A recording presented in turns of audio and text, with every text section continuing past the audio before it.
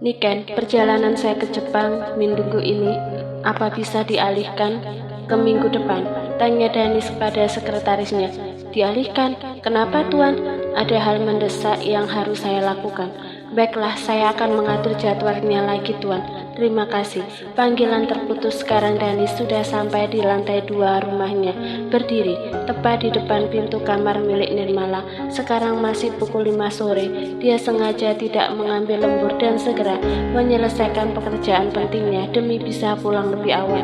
Apa Nirmala sudah pulang? Wanita itu tidak membalas pesan, apalagi mengangkat telepon. Benar-benar wanita yang penuh pendirian. Mbak Sar, Danis memanggil salah seorang pembantu yang kebetulan baru selesai menyapu lantai. Iya, Tuan. Apa istri saya ada di rumah? Tanya Danis. Ada, Nyonya setengah jam lalu baru pulang. Sekarang ada di dalam kamar. Oh, baiklah. Usai pembantunya pergi, Danis berdiri di depan pintu dan mengetuknya. Dia tidak bisa membuka karena ternyata terkunci dari dalam. Nirmala, ini saya. Danis mengetuknya sekali lagi. Kita bisa bicara sebentar. Saya ingin bicara. Sementara itu di dalam, Nirmala menutup seluruh tubuhnya dengan selimut, berpura-pura tidak mendengar ketukan dari luar. Namun dia masih memegang ponsel dan melihat pesan yang datang. Nirmala, angkat teleponku. Apa kamu ada di rumah kakak sekarang? Tadi siang sebenarnya aku mau bicara tentang Raya. Ternyata dia yang udah menyuruh Andin buat nyebar foto kamu di medsos. Aku udah memarahinya. Aku mau tanya ke kamu, sebenarnya ada masalah apa di antara kalian? Apa kalian bertengkar tanpa aku tahu masalahnya? Nirmala terdiam, tidak membalas pesan-pesan dari Revan. Dia cukup terkejut saat tahu ternyata Soraya dalangnya, membuat Nirmala bertanya-tanya apa salahnya kepada wanita itu, padahal mereka tidak pernah bersinggungan sebelumnya. Namun kemudian pesan Revan datang lagi. Soal bayi itu, tolong pikirkan baik-baik. Kalau aku ayah kandungnya, aku akan tanggung jawab. Aku salah karena banyak menuduhmu. Maafkan aku, Nirmala. Apa kamu menginginkan sesuatu? Aku belikan. Dasar laki, kenapa mereka mudah berubah-ubah? Apa dia nggak pikir gimana istrinya? Kalau aku nggak hamil, aku ragu dia mau berpikir minta maaf begini. Tidak lama, ada notifikasi masuk, tapi itu adalah transaksi ke rekening pribadinya dari Danis. Lelaki itu mengembalikan nominal uang yang diberikan Nirmala pagi tadi. Apa? Kenapa dikembalikan? Tanya Nirmala heran. Jika begini, apa artinya Danis tidak ingin kontrak mereka batal? Nirmala menaruh ponselnya, kemudian mengelus perutnya yang mulai terasa ada pergerakan di sana. Di sisi lain, Nirmala bahagia karena ternyata bayinya perempuan, akan ada seorang putri cantik menemaninya. Namun di sisi lain, Nirmala tetap akan pada pendiriannya bahwa dia tidak akan kembali kepada Revan meski lelaki itu ayah kandung putrinya. Namun sekarang bagaimana urusannya dengan Danis? Astagfirullah. Saat melamun, Nirmala terkejut karena selimutnya terbuka mendadak. Ternyata Danis yang datang. Kamu gak tidur? Kenapa gak buka pintu? Tanya Danis. Aku capek. Kamu masih marah ke saya? Marah kenapa? Aku gak marah. Kamu marah ke saya, Nirmala? Iya, udah iya. Aku memang marah ke Mas Danis. Nirmala bangkit secara tiba-tiba hingga membuat kepalanya langsung pening dan mual. Kenapa? Aku mau muntah, minggir. Nirmala segera melangkah ke kamar mandi dan memuntahkan isi perutnya ke sebuah kloset duduk sampai dia selesai membersihkan mulut. Ternyata Danis ada di belakangnya dan menuntun Nirmala duduk kembali ke tepian tempat tidur. Masih mual. Mau minum teh atau susu? Gak perlu. Nirmala masih menunjukkan kemarahan dengan sikapnya. Mas masih mau ketemu sama aku. Mas mau minta jatah tidur malam ini. Aku lagi gak bisa, badanku lagi kurang sehat. Apa kamu berpikir pernikahan kita hanya untuk Tanya Danis. Semalam itu ucapan Mas Danis benar. Aku harusnya tahu batasan karena kita menikah di atas kontrak. Aku gak berhak ngatur Mas, bahkan untuk urusan tidur atau makan. Mas bisa melakukan apapun sesuka Mas. Tapi kenapa uang dariku dikembalikan? Danis sempat terdiam melihat wanita yang begitu sensitif di hadapannya. Nirmala sedang dalam suasana hati yang berubah-ubah. Danis banyak membaca dan mendengar ibu hamil bersikap demikian. Keputusanmu terlalu terburu-buru. Apa kamu berencana pisah dengan saya? Tanya Danis. Iya, Nirmalah menjawab tanpa ragu. Semua lelaki sama aja. Kalian bertindak semau hati tanpa bertanya bagaimana perasaanku. Mas memarahiku hanya karena aku suruh Mas tidur. Aku cemas karena Mas kerja dari pagi sampai malam. Mas Revan juga bertindak sama seperti yang Mas lakukan sekarang. Apa kalian bekerja sama buat melukaiku? Pikiran kamu terlalu jauh. Danis duduk di samping Nirmala. Apa saya sudah keterlaluan semalam? Enggak, maaf. Seketika Nirmala terdiam, menatap wajah Danis yang tidak berhenti menatapnya. Dia minta maaf. Nirmala merasa dirinya terlalu percaya diri. Tapi ini bukan mimpi. Seorang Danis Hadiraksa meminta maaf padanya. Mari kita kesampingkan kontraknya. Danis meraih tangan Nirmala lembut. Coba jawab saya, Nirmala, apa pendapatmu tentang saya? Nirmala tidak buru-buru menjawab. Dia hanya menatap Danis dan menilai lelaki ini menurut pandangannya. Mas gak terlalu buruk, ujar Nirmala dengan suara pelan. Kamu udah lihat sisi buruk saya ya. Saya memang belum bisa melupakan Hana sampai detik ini. Itu yang membuat saya lambat memahami perasaan wanita. Saya kaku, saya nggak menyenangkan. Bahkan saya seperti oleh keadaan saat kamu memergoki saya frustasi dalam sel waktu itu, lalu diperburuk dengan sikap saya yang mengabaikan perhatian kamu. Penilaian kamu ke saya masih terlalu bagus, tapi Mas Danis memang gak seburuk itu. Nirmala menyahut tegas. Masa lalu Mas itu perkara berbeda. Aku gak bisa memaksa Mas untuk melupakan Mbak Hana, apalagi menggantikan posisinya. Tapi selain itu Mas adalah lelaki baik-baik. Mungkin semalam Mas Danis sensitif dan aku juga terlalu sensitif. Jadi kamu mau memaafkan saya? Tanya Danis yang membuat Nirmala kembali terdiam. Tapi wanita itu sedikit luluh. Kalau Mas Danis begini, bagaimana bisa aku menolak? Mas berkali-kali minta maaf padahal Mas nggak bentak aku. Semalam itu pasti Mas lagi sedih banget ya.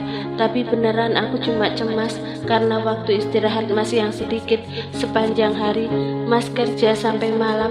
Di rumah juga kadang Mas aja kerja. Wajar kalau aku mencemaskan Mas Danis kan? Ya, aku mengerti. Hah? Nirmala sedikit terkejut. Aku Danis mengubah sebutannya dari aku. Apa artinya itu? Apa kamu mau menemani prosesnya? Ini mungkin akan memakan waktu, tapi aku akan mencobanya. Nirmala masih bingung. Proses apa yang dimaksud Danis? Apa itu proses ketika lelaki ini akan membuka perasaannya untuk orang lain?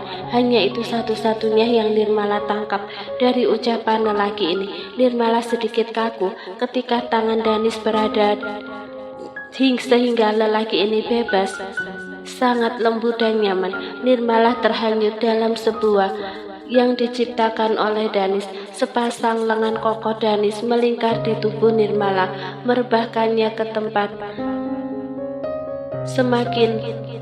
Semakin dia membiarkan Danis melakukan apapun setelah seluruh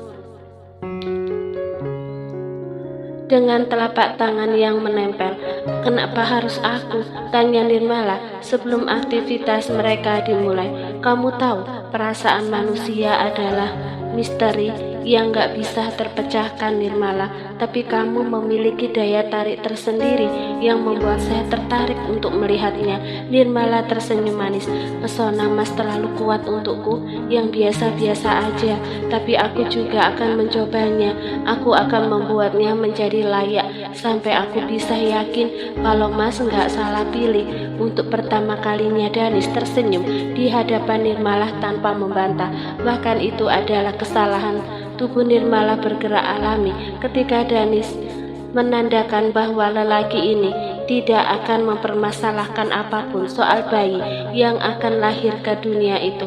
Bayinya gerak saat Mas sentuh. Dia pasti senang. Kalau begitu katakan padanya, Dedi akan menjenguknya sebentar lagi. Nirmala tersenyum. Danis selalu lagi seraya. Mereka benar-benar terhanyut dalam sebuah perasaan baru, seperti sepasang kekasih yang baru merasakan cinta yang menggebu-gebu di hati mereka. Di rumah Nyonya Moana, ya ampun, dia sekarang tinggal di rumah Mas Danis. Dia selalu aja seberuntung itu. Rumahnya sangat mewah dan dia tinggal bebas di sana. Sementara aku harus mengurus nyonya tua di sini.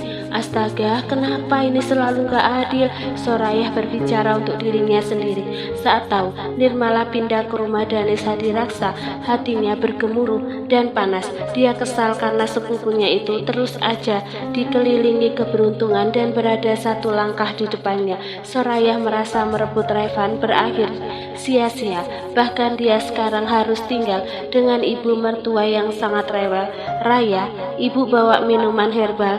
Ini ibu sengaja beli buat kesuburan kamu, ujar Nyonya Moana yang baru saja datang. Ada seorang sopir di belakangnya membawa barang belanjaan dan menaruh itu ke atas meja.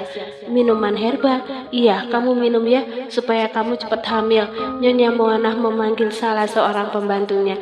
Nira, ambilkan gelas dan sajikan ini sekarang. Baik Nyonya. Soraya menahan kekesalannya lebih banyak saat minuman itu disajikan. Selama tinggal di rumah ini, hidupnya penuh aturan. Dia harus menuruti kemauan ibu mertuanya, mulai dari makanan, minuman hingga pola tidur. Ini sedikit pahit, Bu. Soraya hampir memuntahkan minumannya, tapi tidak jadi karena raut wajah Nyonya Moana sudah tidak menyenangkan. Tahan sedikit, pahit itu wajar, namanya obat herbal. Ini juga demi kebaikan kamu. Revan itu udah dewasa dan ibu semakin tua. Ibu sangat ingin menimang cucu dari kamu. Siapa lagi yang bisa ibu andalkan? Danis udah gak ada harapan, ujar Nyonya Moana seraya mengeluh. Kalau aku hamil, apa ibu akan semakin menyayangiku? Tanya Soraya. Tentu, ibu akan berikan apapun termasuk untuk cucu ibu. Soraya tersenyum kecil. Baiklah, aku akan turuti kemauan ibu. Aku pasti bisa hamil, lebih cepat lebih baik. Soraya mengangguk pelan. Tapi setelah dipikir, kasihan juga Mas Danis. Kalau nggak punya anak kan, apa ibu akan membiarkan mereka begitu aja? Aku tahu Nirmala, dia waktu sama Mas Revan aja sering minta uang. Apalagi dia udah menikah sama lelaki tajir melintir. Dia itu cuma mau memanfaatkan Mas Danis. Ibu nggak akan tinggal diam, Raya. Ibu juga memikirkan itu. Danis lebih layak menikah sama wanita yang lebih normal. Soraya tersenyum.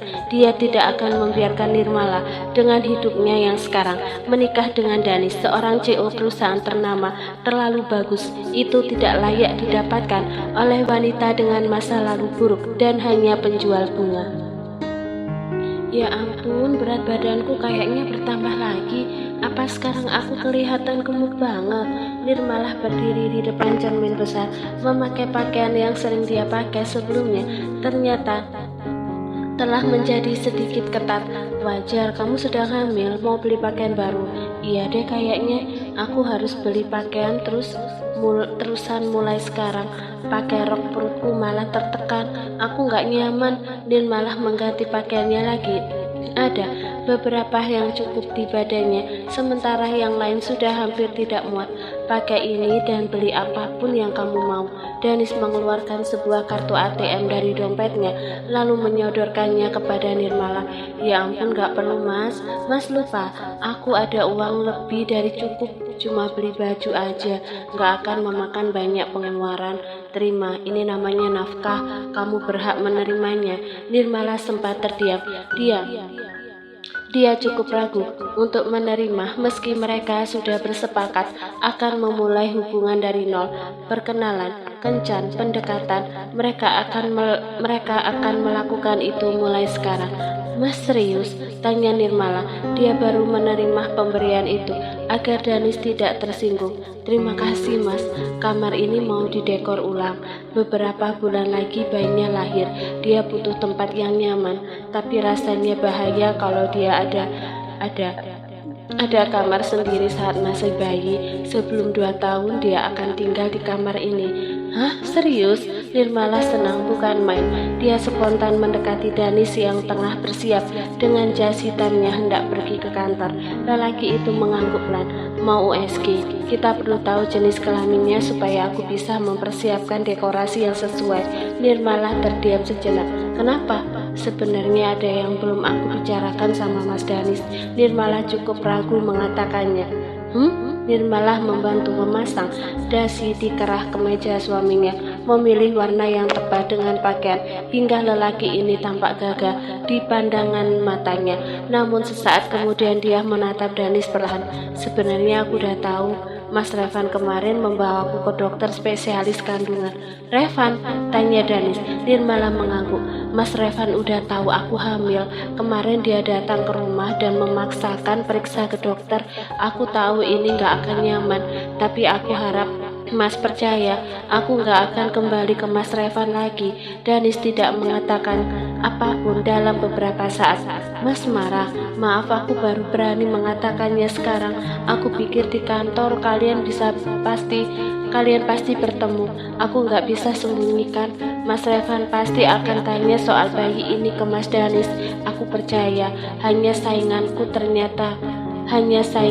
ternyata adikku sendiri. Dia pasti banyak menghubungimu. Ponselmu terus berdering dari tadi. Nirmala menolak. Dia lupa men-silent nada di ponselnya. Meski Danis tidak menyentuh itu, dia pasti sudah bisa menebak jika Nirmala mengatakan semua ini bukan. Aku akan mengabaikannya, aku janji. Nirmala berkata dengan menatap lelaki itu dalam-dalam. Khawatir Danis akan merasa cemburu dan marah karenanya. Mas ingat tujuanku pada awalnya adalah memberikan hukuman untuk Mas Revan. Ini sedang berjalan biar dia tersiksa karena gak mendapatkan akses anaknya.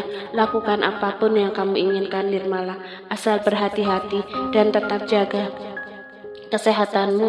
Hubungi aku kalau dia mulai resek dan mengganggumu berlebihan. Nirmala mengangguk pelan. Jadi dia jagoan atau seorang putri? Tanya Danis. Putri yang sangat lucu, tapi aku gak sempat ngambil gambar karena aku keburu emosi. Nirmala terkejut sebab tiba-tiba Danis mengejuk. Apa kamu mau ikut denganku? Aku ada perjalanan bisnis ke Jepang. Aku akan beli 2 tiket minggu depan. Sekalian kita bulan madu, jalan-jalan ke tempat bagus. Apa? Nirmala hampir tidak percaya. Bulan madu ini sama sekali tidak ada dalam rencananya. Dia bahkan tidak pernah naik pesawat atau ke luar negeri. Kenapa tiba-tiba banget? Anggap ini sebagai hadiah pertama dari dedinya. Aku gak suka ada orang lain yang mendahuluiku. Nirmala tersenyum kecil lalu mengangguk.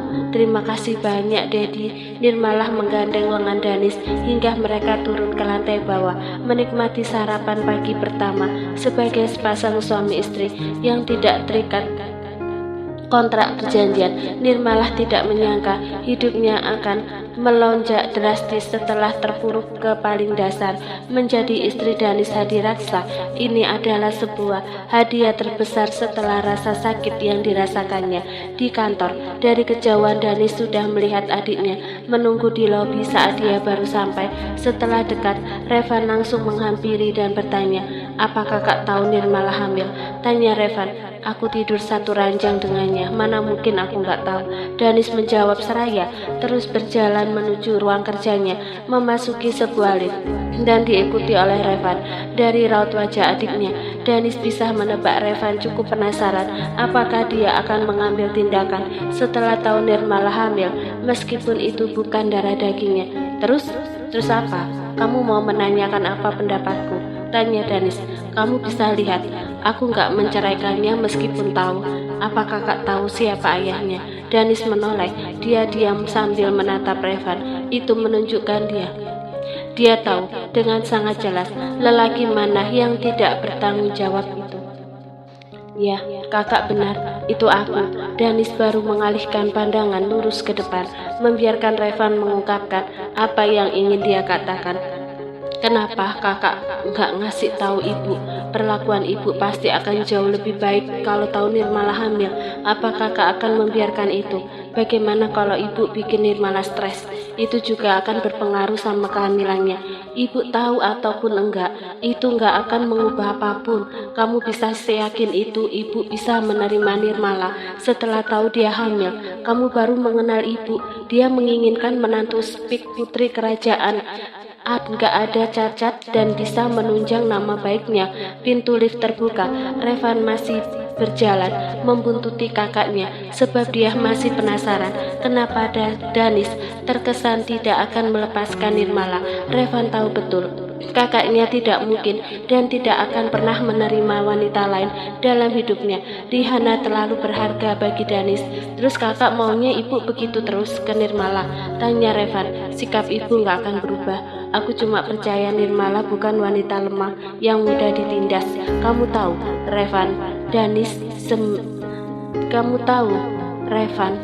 sejenak berhenti melangkah untuk melihat Revan sepenuhnya.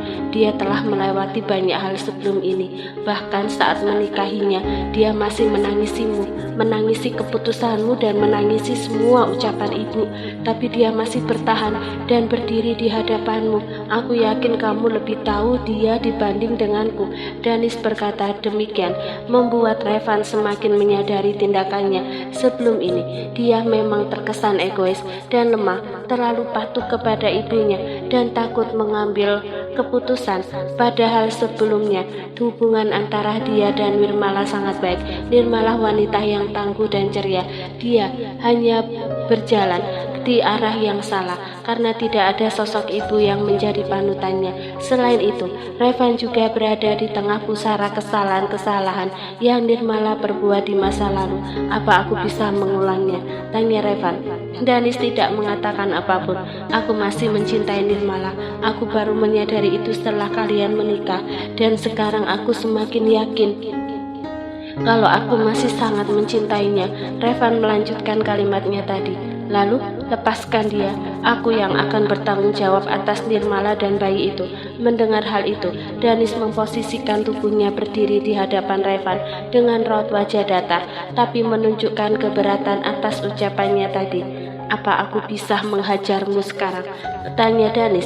Sedetik kemudian kepalan tangannya menghantam tepat di rahang Revan hingga lelaki itu seketika tersungkur.